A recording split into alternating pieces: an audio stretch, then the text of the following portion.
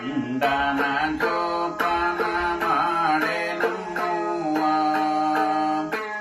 ಗಂಡನೆಂದರೆ ಮನೆಯ ದೇವ್ರು ಕಾಣವ್ವ.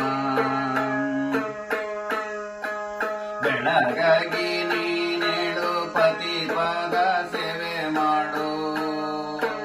ಪ್ರೇಮದಿಂದ ಏಳು ಅತ್ತಿ ಮಾವನ ಪಾದಕ್ಕೆ ಬೀಳು. ಕವರ